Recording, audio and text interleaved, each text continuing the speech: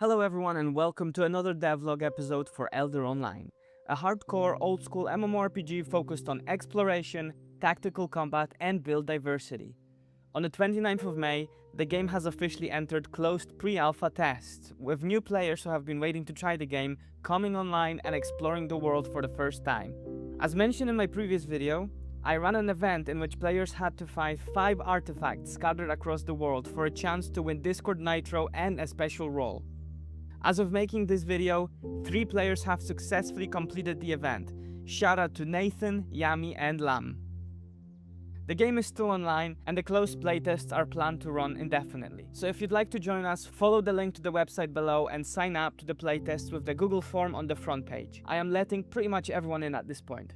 Before the launch, I was excited but also very nervous about opening up the game. While myself and my partners at Fandate tested the game to make sure there were no obvious game-breaking issues, a server running with more than 3 players online at the same time was still largely unknown. Well, so far everything seemed to be going fine. That is, right until 30 minutes before launch. Just after I finished deploying the server to a virtual machine, I have noticed that the game was extremely laggy. Chunks weren't loading correctly and my character was rubber banding all over the place. I've panicked a little and scrambled to see what was going wrong. I should have probably made sure everything was smooth and clean way sooner before that, but I was also rushing to fix up a bunch of other small issues just before that. Time was ticking, but thankfully I have solved the issue just about 10 minutes before the launch, after realizing that the WebSocket to the backend was being routed through a Cloudflare proxy. After disabling the proxy, the issue seemed to have been resolved. Unfortunately, right after launch, I was horrified to see that people were encountering the same error when trying to create a new account. Turns out I have not configured Caddy properly to redirect new user authentication requests to the backend. It was a rocky start, but after that things started running more smoothly. Or so I thought. About a day after launch, another catastrophic fire has started. Characters were rolling back, and some people were losing hours of progress. Some people have lost tons of experience, items, and even emblems they have collected. I have immediately refunded all of the lost items and XP and temporarily shut down the server to investigate what was going wrong. With very limited logging in the area of character saves, I have noticed that the database insert queries were timing out and sometimes closing with no identifiable reason. One other root issue was that the server was only saving character states when a character has logged off from the world, which means if for some reason a save did not go through or got interrupted, the character would have rolled back all the way until the last time they have disconnected. I have fixed this by adding multiple layers of protection. Firstly, upon disconnection, the state of a player is now saved in memory and persists there until the state has finished saving to the database successfully. I have also bundled all of my separate insert and delete queries into one bulk insert and one bulk delete, which means that less queries have to be made to the Supabase AI, drastically decreasing the total time it takes to save a character state. Finally, I have also implemented routine saves every 90 seconds, so that in the worst case scenario, characters will only be rolled back a couple of minutes instead of hours. After that hotfix, things seem to be running relatively smoothly, outside of some other bugs and issues which people have found and reported. Honestly, the community has been great at providing very constructive feedback and suggestions, all of which I have taken to heart and constructed a roadmap to address. My main priority is to address the feedback before jumping onto creating more content and features that will take the game from pre-alpha stage to alpha and eventually beta. With that, I will now give a quick rundown of the things which have been changed or been added since my last update.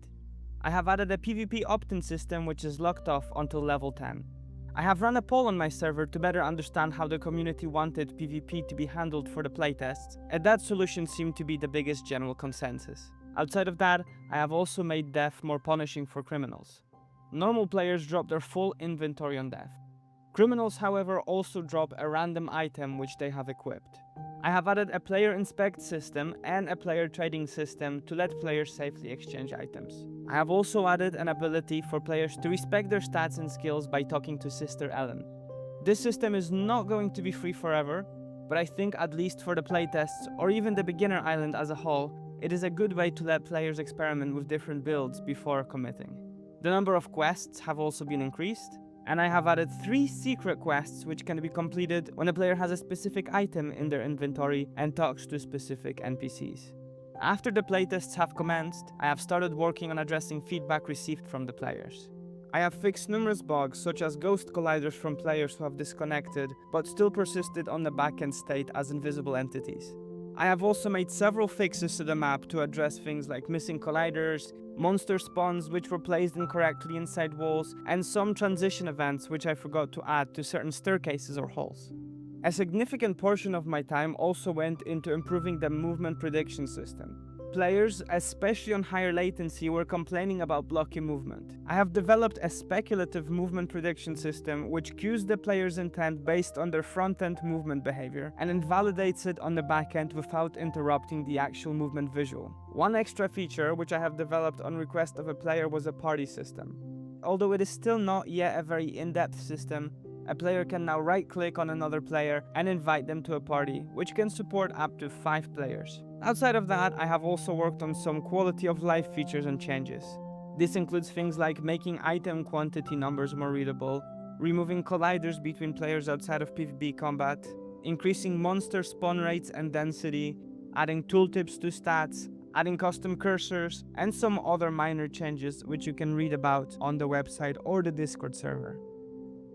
I know that this devlog has been less focused on the actual feature development, but I wanted to focus more on the experience of opening up the game to actual live players.